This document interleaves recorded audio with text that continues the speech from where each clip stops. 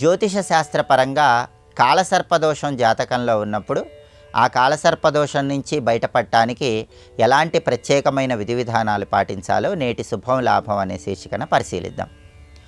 జ్యోతిష శాస్త్రపరంగా ఎవరికైనా జాతక చక్రంలో రాహువు కేతువు ఈ రెండు గ్రహాల మధ్యలో అన్ని గ్రహాలు ఉన్నట్లయితే దాన్ని కాలసర్పదోషము అంటారు. జన్మకుండలిలో జాతక చక్రంలో ఒక్క చంద్రుడు తప్ప మిగిలిన గ్రహాలన్నీ రాహుకేతువుల మధ్యలో ఉన్నా కూడా దాన్ని కాలసర్పదోషం అంటారు. అన్ని గ్రహాలు కానీ ఒక్క చంద్రుడు తప్ప మిగిలిన గ్రహాలన్నీ కానీ రాహుకేతువుల మధ్యలో ఉన్నప్పుడు కాలసర్పదోషం ఏర్పడుతుంది. ఈ కాలసర్పదోషం జాతకాల్లో ఉన్నప్పుడు ఆర్థిక పరంగా సమస్యలు ఎదురవుతూ ఉంటాయి, ఆరోగ్యపరంగా ఇబ్బందులు ఉంటాయి, కుటుంబ పరంగా చిక్కులు చికాకులు ఎక్కువగా ఉంటాయి. వీటన్నిటి నుంచి బయటపడటానికి కాలసర్పదోషం నుంచి సంపూర్ణంగా బయటపడటానికి కొన్ని ప్రత్యేకమైన విధి విధానాలు పాటించాలి.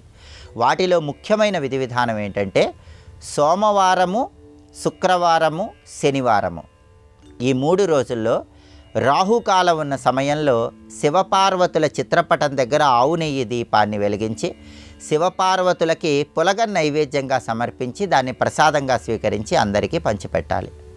ఈ 3 రోజుల్లో రాహుకాలంలో శివపార్వతులను పూజించడం ద్వారా పులగ నివేదన చేయడం ద్వారా కాలసర్పదోషం నుంచి సులభంగా బయటపడవచ్చు. అలాగే రాహుకాలం ఉన్న సమయంలో శివుడికి తేనెతో అభిషేకం చేసుకుంటే కూడా కాలసర్పదోషం నుంచి తొందరగా బయటపడవచ్చు. ప్రత్యేకంగా సోమవారం కానీ మంగళవారం కానీ ఎప్పుడైనా సరే, అందులోనూ ప్రత్యేకంగా సోమవారం రాహుకాలంలో శివుడికి తేనెతో అభిషేకం చేసి మారేడు దళాలతో అర్చన చేస్తే కాలసర్పదోషం నుంచి తొందరగా బయటపడవచ్చు.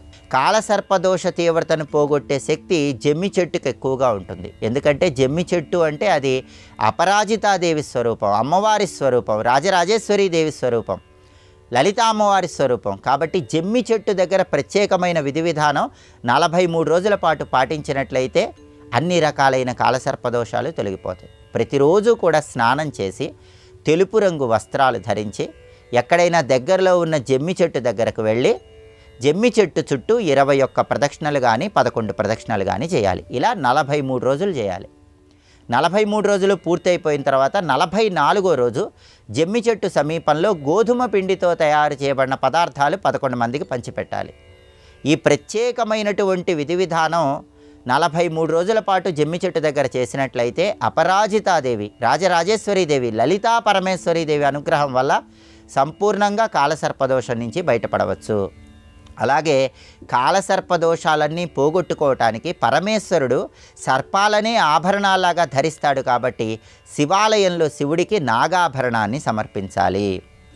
ఆరుద్ర, స్వాతి, శతభిష ఇలాంటి రాహు నక్షత్రాలు ఉన్న రోజు కానీ సోమవారం రోజు కానీ ఇత్తడి లేదా రాగి లోహంతో తయారు చేయబడినటువంటి ఒక సర్ప ఆభరణాన్ని, నాగ ఆభరణాన్ని శివాలయంలో శివుడికి సమర్పించి సర్పసూక్త సహిత మహన్యాసపూర్వక ఏకాదశి రుద్రాభిషేకం శివాలయంలో చేయించుకుంటే జ్యోతిష శాస్త్రపరంగా ఉన్న 144 రకాల కాలసర్పదోషాలన్నీ పోగొట్టుకోవచ్చని ప్రామాణిక గ్రంథాల్లో చెప్పారు. కాబట్టి శివుడికి శివాలయంలో నాగాభరణం సమర్పించడం ద్వారా కూడా అన్ని రకాలైన కాలసర్పదోషాల నుంచి బయటపడవచ్చు. అలాగే సామవేదంలో కాలసర్పదోషాన్ని పోగొట్టే శక్తి మానసాదేవికి ఉందని చెప్పడం జరిగింది.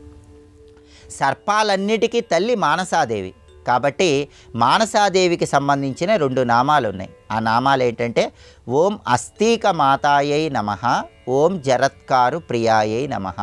ఈ 2 నామాలు ప్రతిరోజు ఇంట్లో దీపం పెట్టాక 21 సార్లు పఠిస్తే మానసాదేవి అనుగ్రహం కలుగుతుంది. దానివల్ల కూడా సంపూర్ణంగా కాలసర్పదోషాల నుంచి బయటపడవచ్చు. అలాగే మానసాదేవి స్వరూపమైనటువంటి కాక్టస్ చెట్టు చిత్రపటాన్ని గృహంలో ఏర్పాటు చేసుకోవటం ద్వారా కూడా కాలసర్పదోష తీవ్రతను తగ్గింపజేసుకోవచ్చు.